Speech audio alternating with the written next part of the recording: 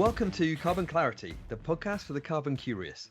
I'm your host, Kev Cooling, founder and MD of Hut22, your carbon and facilitation experts. And today, I'm absolutely thrilled to be joined by my old mate, Cat Hirst, director and founder of consultancy Beyond Sustainability and author of Regenerative Mindset. Hi, Cat. How are you? Good morning, Kev. Thank you for having me. Great to be here. I'm so pleased that we've managed to get this arranged in the diary now that Yeah, you're yeah, back in the country. It's yeah. fantastic. Reunited after all these years. Yeah. Yeah, I know. I mean, funny enough, I've said to some of the other people I've talked to on the podcast, I don't want to think about how many years ago it was that we first met. But anyway, let's not worry about that. So, what I'd love to do is start with just a quick introduction to you, your journey through your career, and what's led you to where you are now. Yeah. Yeah. So, of course, you and I first met in one of my first jobs in a very technical role at AECOM, large engineering firm. And there I was very, very passionate, worked in the advanced design and sustainability team, and spent a lot of time basically banging my head against a bit of a brick wall, trying to get people to be more sustainable. And, at that time, 15 years ago, it was really hard to make the case for it. In doing that job, I had worked in an amazing team, but what I realized was there needed to be more of a kind of industry-wide education on this, the challenge itself, and also the application of these solutions. So took a role at the Green Building Council, worked there for about 7 years, director of learning and leadership, and that was all about bringing the industry into this headspace of making quite radical positive changes for the built environment. So that was a big change, but it was an amazing job, met loads of interesting people, and really felt like I was helping shift the dial there. So after working a lot on the built environment, in that role, I then co-founded a business called Future Makers. We'd set up a organization to help organizations directly on their learning, leadership, sustainability journey, which was also great. And that was good because I had the opportunity to work outside the built environment. So very much opened myself up to taking inspiration from different sectors.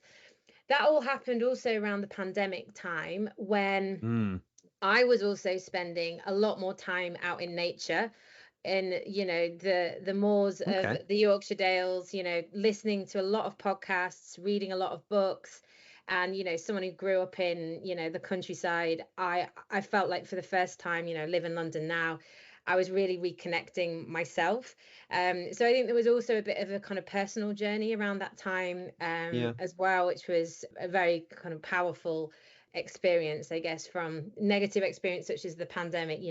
There were some glimmers of good things that came, and for hmm me that hmm that was one.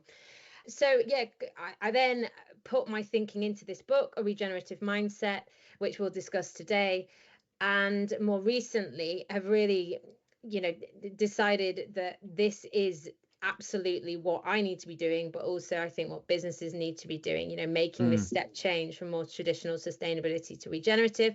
So I recently founded a consultancy called Beyond Sustainability, which is about helping courageous, brave businesses who want to step up and out from the sustainability as usual way of doing things into something more transformational, and where we can together pioneer some of these regenerative practices. I mean, that's a lot. That you've done a lot in the space of those 15 years, right? And it's interesting that moving out of a specific sector and working across sectors really starts Yes. to open your thinking, doesn't it? Really starts to broaden your mind. But I think the thing that maybe quite a lot of people listening to this might be intrigued by is the notion a lot of people are working on sustainability. They're working on trying to reduce their impact, maybe sort of paraphrasing it down to do no harm. But Mhm. but perhaps what you're suggesting is maybe that's not quite enough. So why might that be the case? Why do you think sustainability perhaps it isn't enough now? Yeah, I mean, we, people who work in this space, there's so many stats and indicators on the challenges. I'm sure we all, use them in presentations. But the one I always come back to is fundamentally, we are not living within our planetary boundaries. And the fact that no one Yeah. can, refute, we only have one planet. And sometimes I think this overwhelm of ESG carbon, reporting takes our minds elsewhere, and we forget that that's really the non-negotiable, the thing that really matters. I don't know if you saw, Kev, a recent TED talk by Johan Rockström. I think he released it a few weeks ago, and it's excellent, but also completely terrifying. The scientists are now realizing that actually the direction we're going in is worse than, faster than expected. And this pace of acceleration of what we've had in the last 50 years, this isn't a linear progression. We're really in this great acceleration point. Last year we hit this 1.5 degrees Celsius, which was the tipping point we were trying to avoid, according to the IPCC. And we can't keep continuing with this track when there are so many things that we can't change. We have one planet, and we need to protect it. And for me, the way I think about it is, sustainability. I went into my career doing this. I studied at a university. It was all about maintaining ecological and social balance. It was a concept I was really passionate about. But I now question, how can you sustain something which is already broken? You can look at any indicator, and we've got problems all over the place at the minute. Yeah, no, you're right. I mean, I was at an event last week actually about climate risk, and there was a guy there, and I can't remember his name actually. Maybe I'll try and put it in the show notes. Who used to work for the UN, and he was talking about climate risk, and he was talking about these averages that we see, the 1 degree, 1.5 degree, 2 degree increase in averages. But what that relatively small increase in the average masks is extreme changes at the edges. So, although globally it might just be averages, at the extreme ends, you get these big changes, which absolutely, as you say, are completely beyond the boundaries of the planet, beyond the capacity of the planet to cope with.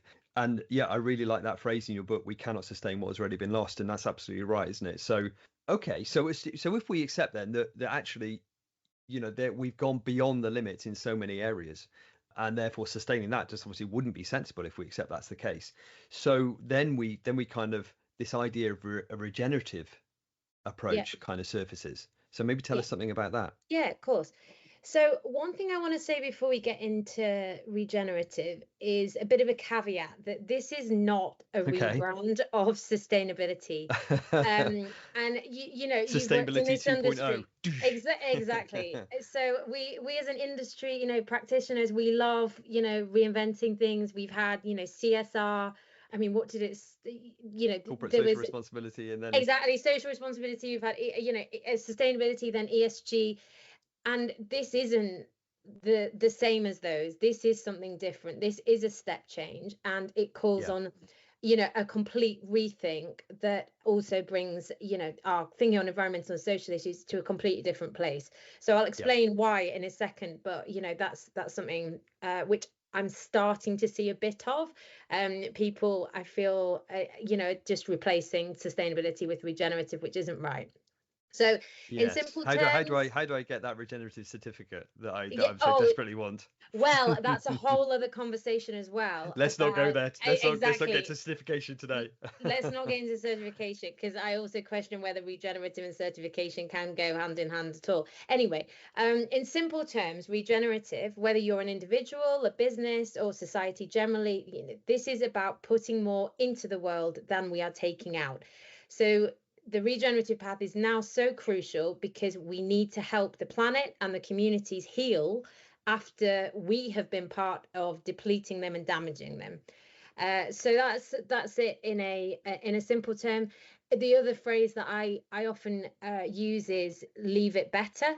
That can be helpful for businesses to kind of get their heads around it as well. And sorry, Kev, I was going to say that notion of there's a lot of talk around kind of do no harm, isn't there? And actually it's just about doing positive good rather than doing no harm. So yeah, I like that phrase, leave it better than you found it. Yes, exactly, because it's us that's got us into this problem. So beyond that, it is a bit dangerous to put too many tight definitions, and I would suggest that regenerative, is the most helpful way of thinking of it, I think, is as a mindset shift, but it's also, like, it's a culture change. It can be a design ethos, it can be a business approach. So yeah, try not to spend time putting it into a box, because by its nature it shouldn't really ever be put into one, if that makes sense.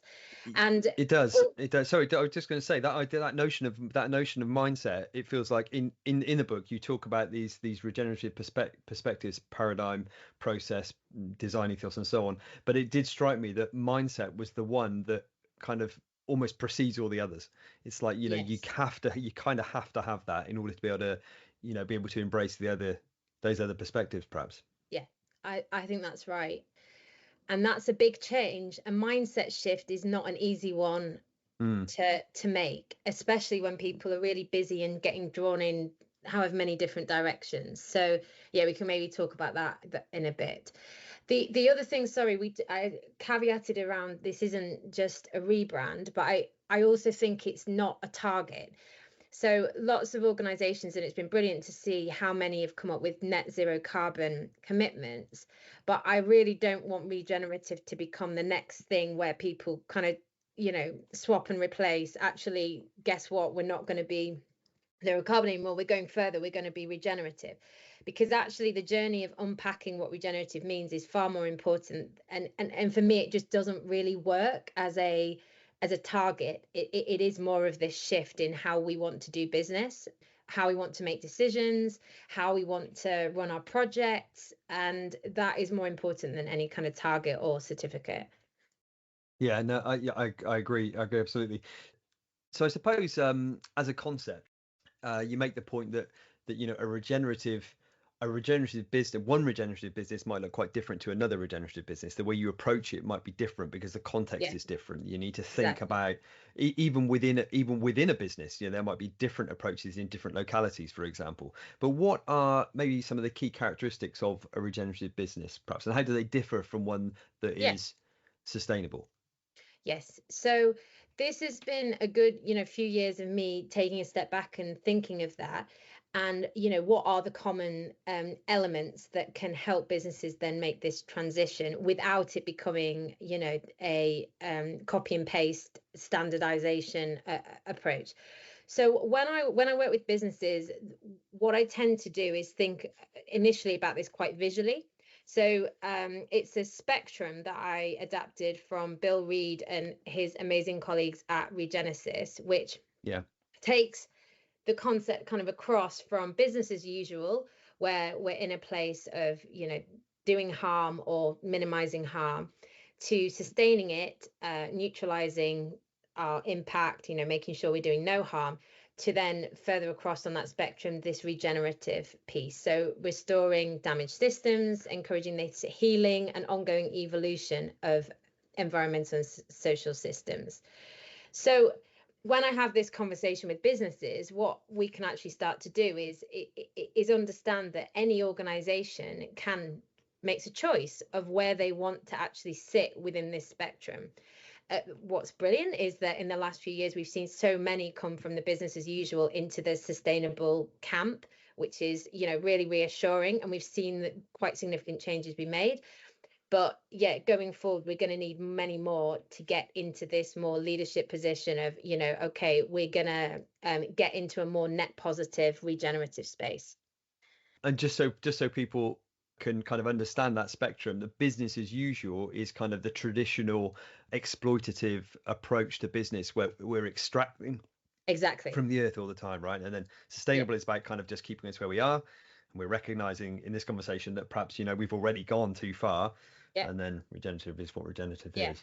So Um, there are a few mindset shifts within that, Kev, which go into the next level of detail of what you've just outlined there, actually. So if this will help kind of paint more of a picture of what we mean by a regenerative business. So when a business is in that business as usual role, absolutely, it's an extractive model where there's too much emphasis on, fossil fuels, or, whatever it could be. We definitely consuming too much as a society.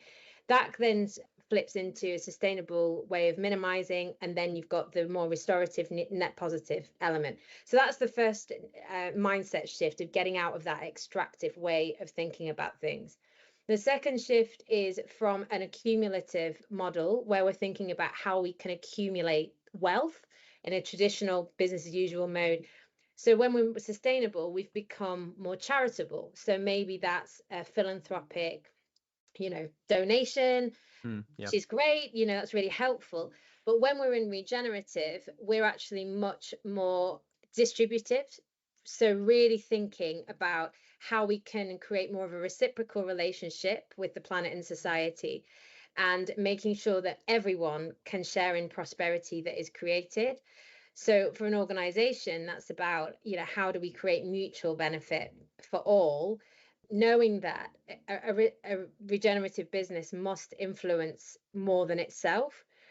So, It's interesting, isn't it? Because I can imagine people out there who are sitting in businesses thinking, what? yeah. That sounds like, and that is just beyond the pale. That's thinking the unthinkable.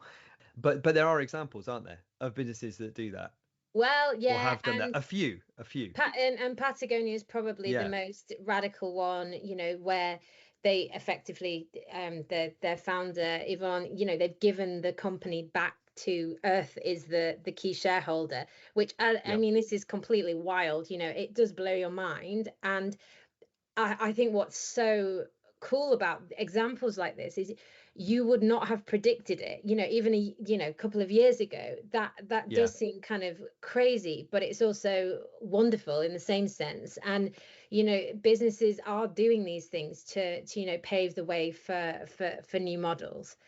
The third mindset there is changing from this competitive mindset into more of a systemic one, which is very much about removing some of these unnatural boundaries that we just constantly place on things within a business context. For me, ESG has been a bit problematic, because increasingly, you see that the environmental and the social and the governance, they're so interweaved and interconnected. So, discussing one of the, energy security in one sense, but also, what about fuel poverty and the social impact Yeah. that's having? So, thinking systemically really forces us up and out of some of those silos and, artificial boundaries, which we as people and business communities have put to try and make sense of the world. I listen. I liked your turn of phrase when you talk about that mindset shift. So that shift, and from a one-way street to a sustainable two-way street to this kind of wider sphere of influence, and that really made me think of a book by a guy called Merlin Sheldrake, which is called Entangled Life, which is all about fungus, which sounds kind of odd, but it's about mycelium, and it's about the kind of that incredible interconnectedness of nature and everything that relies on it, and recognizing that we're part of nature. Right? We're not separate to nature, we're part of nature. And that really got me thinking about the way that we are so connected, and I'm reliant, of course, as David Attenborough says, entirely 100% reliant on the planet that we're sat on. So I thought that was a really interesting one. Well, that Kev is exactly the key to all of this, because that connection back, it's great you're reading books on fungus, because that was Thanks. recognizing that we've got to have this connection back. And Janine Benyus, she's the queen of biomimicry, and she uses the question, what would nature do? And you can be in a workshop about trying to tackle something about, how the business deals with carbon. But, I've done that. I've thrown that question in, and, it's kind of amazing where the conversation can then go to. Do you know, Because when I read that in the book, I remembered the weekend that we spent with a few other guys, and we were talking about biomimicry. Do you remember? It must have been wow, 12 years ago, 10 or 12 years ago, something. And yeah, back then we were thinking about it. And in one way, it's great that it's still there. It's great that it's still relevant. It's perhaps a shame that it's not been embraced more. But nonetheless, yes, sorry, I didn't mean to interrupt. no, It no. just And there's a reminded me of great that weekend. No, there's a great website, Ask Nature, which has some really good examples. And they can be precedents and things which you use about, how we've looked at nature. So yeah, so just a couple more of these mindset shifts. So Yeah. the next one is business has become very abstracted. So in a business as usual way, we're talking about matrix structures, maybe carbon credits, these kind of things. And the problem is, they're not real. You can't like feel and touch them in the world. And we really need to make this shift to being more rooted into our planetary boundaries, but recognizing that every person, every building, every community we're with has its own essence. This is a term that Carol Sanford, who wrote A Regenerative Business book quite a few years ago, used, which is definitely something you should have in your show notes.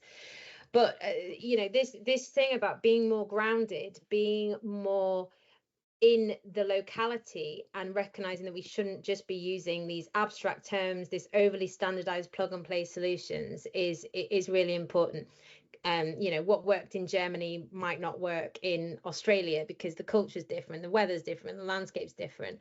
And that's really, important thing to remember. And then the final one is this shift from hierarchy to a more self-managing way of doing things. So we've seen sustainability is becoming, organizations empowering their staff to take it forward, but often that's done in quite old-fashioned ways of thinking. So rewards and recognition, if you do sustainability in your job, then you'll get full points at your annual review.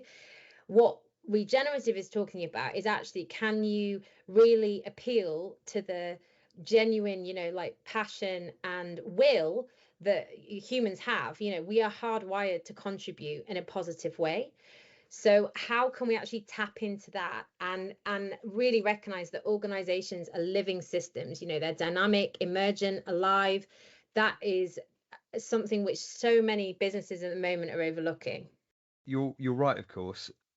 We all, I suppose, at our most basic, want to contribute, want to cooperate, and probably want to be part of a thriving society, whether that's a community at work or wider Yeah. communities and so on. That passage in the book I thought was very, very interesting and made me think a lot. It made me think about Rogers' diffusion curve and the idea that some people will absolutely be doing this already, irrespective of whether the company is doing it or not. They'll already be, in whatever kind of capacity they've got within the organization, they'll be doing something for sustainability or even regenerative. And there'll be some people that you'll probably never convince. But what you're aiming for is to get that middle majority, that weight of people to embrace that ethos, that mindset shift. And it did strike me that although there are limitations to those mechanisms that we might put in place around governance, like as you say, rewarding people for doing the things that the company thinks are the right things, around sustainability or regenerative or whatever. I definitely think there's a place for that. And the reason I think that is that any company right now will have people spread around that diffusion curve. So you have people at the front edge who are kind of innovators, and there's people who aren't. And you need a mechanism at least to start moving that transition. And that made me also think about Simon Sinek's idea of starting with why and really thinking about the purpose of the company, because it's the case that for the vast majority of companies, their actual purpose, the reason the company exists, is not to have net zero emissions or to be regenerative. They exist in order to provide accountancy services or to build cars or to whatever it is, they manage forestry or whatever it is they do. And I feel like, really, in the same way that if you really think about your purpose, if you follow Simon Sinek's model, for example, and you write down why the company exists, it won't say to make profit. But similarly, it probably shouldn't say our purpose is to be net zero. That's not the purpose of the company. That should be absolutely inherent to the company. It should just be part of the way the company does business. So I think there's room for it, and it's this transition from where we are now to where we need to get to. But I think that's it, Kev. The conversation needs to be at an organization level of what do we want our role to be in the world based on what we know now. So when that company formed, okay, if it was more than 50 years ago, everything probably looked pretty rosy. Maybe it was okay to just make money. The point is there's new inputs that are coming to us all the time, external factors such as, the climate crisis, etc. Yeah. But also a lot of internal pulls. I do think regenerative offers a new way of doing business that solves a lot of problems which are starting to emerge in organizations, such as Yeah. staff burnout, lack of motivation, this short-termism which is causing people to feel like stressed and pulled in too many directions, that firefighting way of going about work. It's not fulfilling for people. And I know there's a lot of people working in sustainability who feel like their passion and fire that got them into this is just kind of ebbing away as they've been pulled into too many soulless Excel spreadsheets and going on. Hey, hang on, I've got to stop you there. Don't knock Excel. No, I won't. But your Excel spreadsheets aren't soulless, Kev. Like yours, yours are the best. That's very kind. Yeah, no. But I mean, that hamster wheel of how sustainability just been like boiled down in many cases to its lowest denominator. It's not fulfilling for people. So actually, at the moment, yes, when you talk about purpose, that's absolutely right. And with some organizations, we've had to go back and completely revisit their purpose before we can even start to have a conversation about regenerative. Because if something is at odds with it, it's not an authentic conversation. Organizations need to really reassess their role in the system, which is all that stuff we started off talking about, the fact that we've only got one planet, things are going south, how can a business step up and make sure it has a future? That notion that the regenerative conversation is much broader than the E of ESG. It's much broader than that. And the idea that individuals in organizations, so many roles these days are reduced to that kind of, as you talked about in the book, that transactional state where every overall project, the outcome is fantastic, the aim is great, you want to create, we both worked in the built environment, let's talk about a building. We want to create a building that is net zero, and possibly it's has a positive contribution to kind of take Dave Cheshire's notion, but in order to get there, every task is kind of reduced, and people have such a small part in it that it becomes transactional. And as you say, it becomes a bit soul destroying. You're not connected with the whole. You're not connected with the outcome. And it reminds me very much of Ruskin wrote a paper on this, and it was talking about this idea that if you reduce a task to its most basic elements, and that is all that somebody does day in, day out, they'll never be connected to the whole. They'll never be connected to the creativity and the outcome and the kind of the joy of creating a thing that is, but what you've great talked in the about end. there, Kev, is exactly the problem that we have. So boiling things down to these individual tasks, making things as efficient as possible. That's fine if you're a machine and you're running a factory. And, back in the day, the Taylorist ways of doing things, of really trying to eke out as much efficiency. That works if you're manufacturing, like a piece of kit and, you're running an assembly process. It doesn't work if you're trying to solve completely, new challenges, such as, how do we get to net zero? How do we go beyond net zero? These are huge, complex challenges where we need our best brains. And that point around, for an organization, 70% of their overheads are generally staff costs. And so you've got this resource, which is, if you think of an organization as a living system, that is, they are your problem solvers. They can be untapped in the most amazing ways. And actually, over my career, I've always found that if you give people the right space, the right tools, the right questions, you're asking the right questions, you can get people into the most innovative, creative space. And that is exactly what we need to do now, because these are new issues.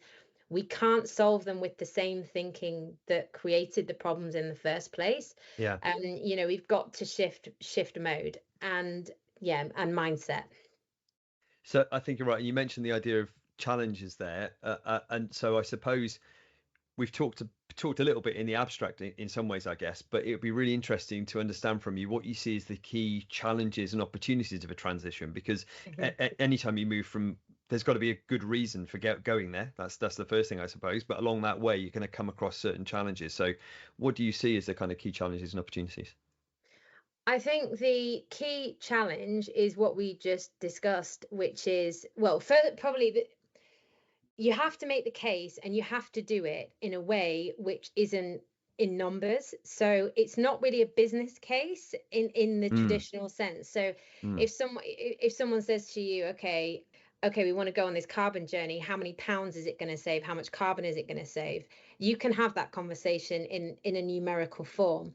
The regenerative one is more about making the case in a more benefits value, where the company can play a role moving forward. And you cannot do that in an overly numerical way. This is about doing the right thing. And I think for too long, maybe we've assumed that there can be a business case for all of this. I guess the business case now is, okay, if you want to keep operating, we need a planet and society, and to be able to do that 50 years from now. So it's that journey for people, that's hard. That's a really, really tough thing to get your head around, because and the that's that long-term mindset thing, right? nature That is massive. Yeah, right. That mindset, and that's why the mindset thing almost needs to come first. You kind of need to be Yes. able to say to yourself, all right, and it's something I've wrestled with for a long time, you think about these notions and you think the trouble is all the decisions we make in a business traditionally Yeah. get boiled down to a set of numbers, and normally pounds, right? Mm, Normally money. So, but some of these things just it's very, very difficult to, and you probably could, right? If you're a policymaker in government, probably they've got techniques to take some of these yeah. societal benefits and nature Yeah. benefits and stuff and think about them in a financial case. And maybe that's right in some circumstances that you do that. But maybe, as you say, what businesses need to do is just accept that actually perhaps some of this stuff can't be written down in a business case, in a traditional business case with a kind of a, Yeah. pounds, shillings, and pence. But I wonder then whether that kind of relies on them being comfortable enough just to trust, because ultimately Exactly. the business still needs to be, it's no good being a regenerative business for 2 years and then the business collapses because it's not, it's not making enough money to support itself. So that's still a necessary thing in Yeah. our, in our modern paradigm. So I guess there Yeah. has to be a bit of trust. Well, I think it's about this, again, not going into too much detail, but rethinking values. So it's just about thinking, how can we create value in the wider sense? So it's not just, pounds and pence, but it's about, natural capital. It's about, happy employees. It's about, happy, healthy customers. And the exam question is different. This isn't an altruistic endeavor. This is about doing business and transforming in new and innovative ways, also in a way that helps the environment and society. And I do believe, and we're seeing examples, of organizations that can do that.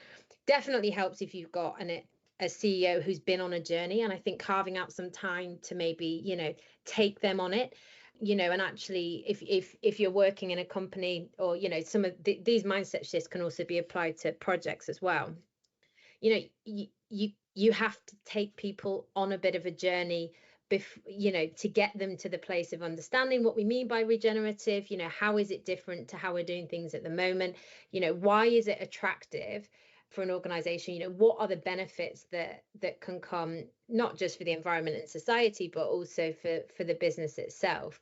And a lot of those I do talk about in the book, because I firmly believe that there are many. So I guess the opportunity, going back to your question, is not, regenerative doesn't just solve the kind of stalemate we've found ourselves in, where we're just not making quick enough progress on issues such as Yeah. carbon, biodiversity, social impact.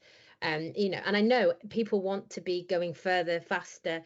It's not a lack of desire there, but there is an issue that we're not moving quick enough. But the other issue is this thing of, organizations, it's not easy. There are so many things that are not quite right. And in the same way that organizations have a restructure. Traditionally they might get, McKinsey in to come and, advise Hmm. and blah, blah, blah. I guess what I'm arguing for is that, what if you make regenerative this North Star of how you start to arrange yourselves? What if you think of the organization as the true living system that it is? What would you have to change to get out of those, more regular reporting, etc. And you'll probably remember this was years ago now when Paul Polman was at Unilever. I remember how radical it was when he said, okay, we're not doing quarterly reporting anymore, because if I have to do that, Unilever can't concentrate on its sustainability efforts as much as they should. And that was a real leadership act at the time. Maybe now it wouldn't seem as radical, but it certainly was then. And Yeah. it's those kind of things that we have to start thinking, is that adding a material benefit to the world or to how we do business, or are we just creating within that? There's a great quote from a guy, his name escapes me now. Oh, Kenneth Pucker. He used to be the CEO, the head of sustainability, I think, at Timberland. And Oh, yes. his quote is something like, we've been so focused on output, as an industry, ESG, sustainability, that we've really taken our eye off the outcomes. So, when I'm working with businesses, increasingly we're really trying to put that lens on, okay, what is the real world impact of this? What can we see, feel, touch that is different as a result of all this activity on sustainability? And if it's just that you're writing some really lovely reports, if that is your outcome, we released 3 reports this year, or we achieved X in the, GRESB rating, or, we had 4 BREEAM excellent buildings, you know, that's not really the right impact measure. It's okay, well, what's the step below that? Where are we having impact on people's lives, carbon emissions, these kind of things. Yeah, and that works both at a kind of macro level of the whole organization, doesn't it? And it also works at a micro level for individuals as well, and thinking about the outcomes that they generate rather than the outputs of, oh, today I did I did a Part L calculation, or today I did a, set of accounts or whatever. Well, okay, Yes. that's great, but you need to kind of see that as part of a system, as part of a Yeah. whatever it is, organization that is driving towards an outcome. And that's So motivating for people. That's where the business benefit comes, because that gets people driving in the right direction in a different way, actually. yeah, that's right. I wouldn't, it'd be great if, I know in the book you kind of outline these 10 kind of benefits for business, because I think, kind of starting to have that conversation needs to start from a very positive place in terms of, well, here's what you might win if you get to that place. So maybe would you mind just briefly outlining some of the benefits that you see?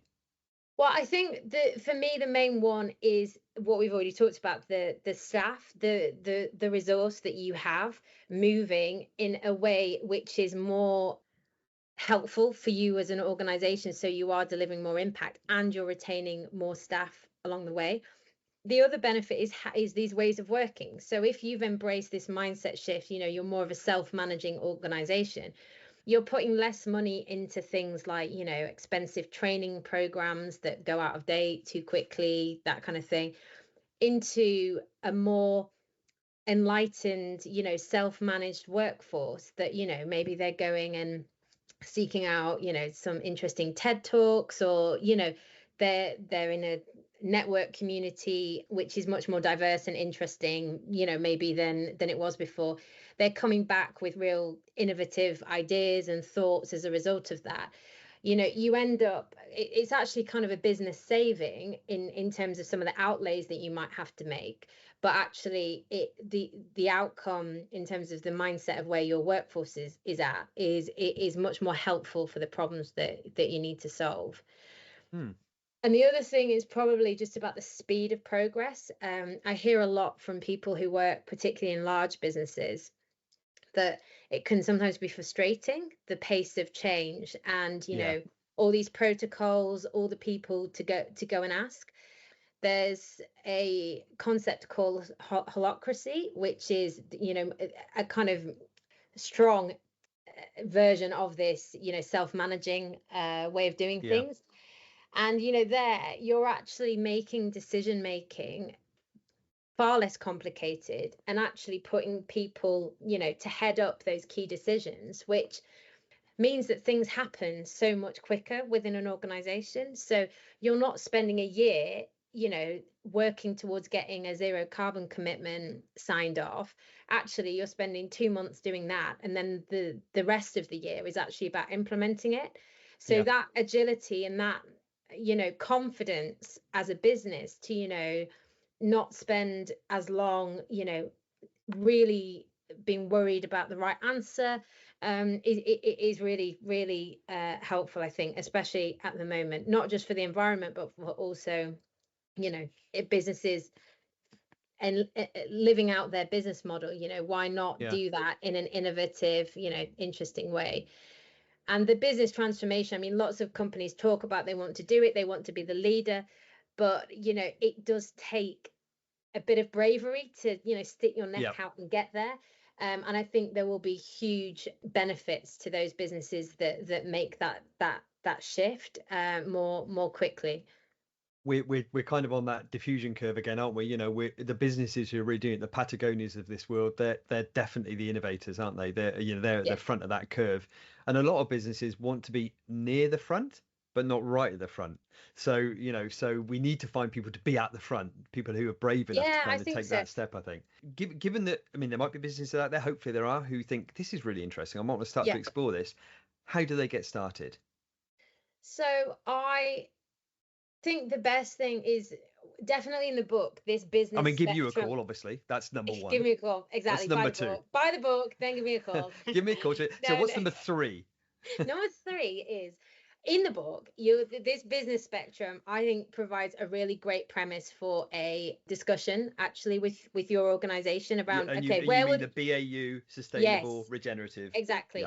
So if we're being honest about things, you know, where do we sit across some of our operations? And you know, that way of even starting to flag, you know, this is a complete no-go because I realize, you know, this fund that we're about to invest in has actually got fossil fuels. You know, if we want to shift fully out of business as usual, make sure none of our activities are there, you know, we can't do that anymore, you know, and that, and I guess that's it, Kev. You know, this isn't, you don't need to drop all the sustainable things that you're doing as an organization and, you know, throw out the window and become radical overnight. This is about a journey where you start to do gradually, hopefully none of the business as usual, and less of the sustainable, and then more of this regenerative way of doing it.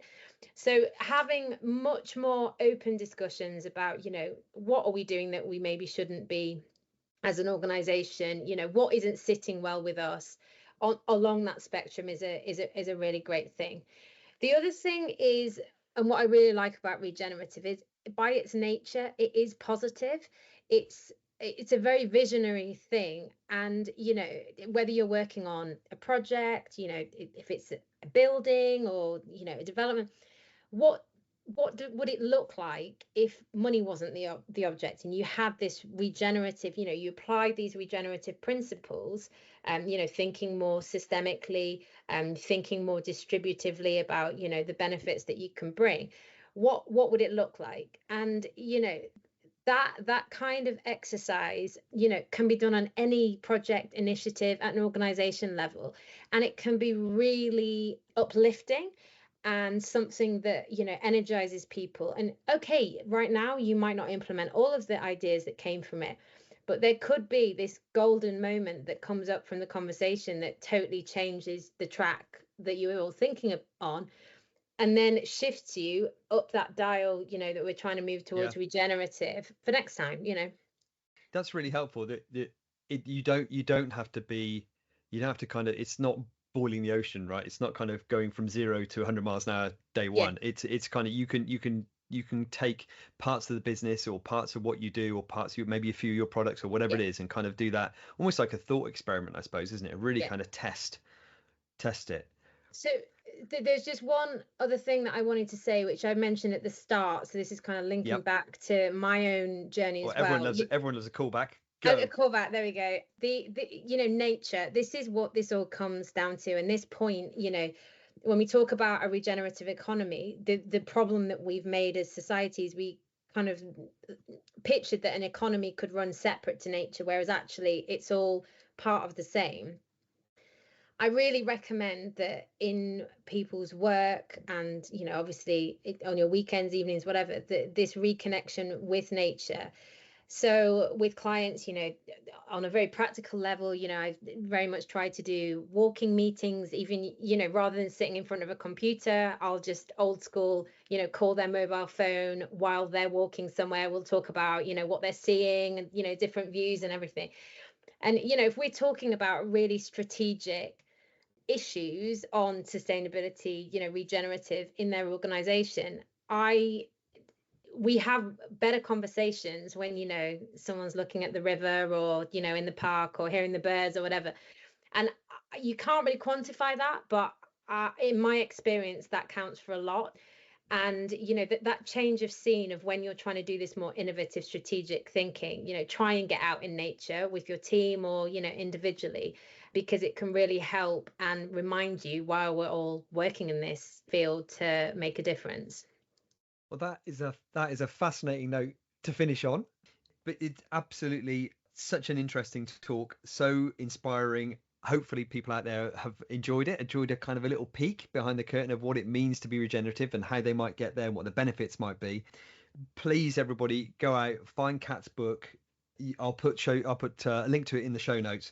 But Kat, it's been great to talk to you. It feels like we definitely need to follow this conversation up with another one where we can get into a bit Yes, more detail, maybe.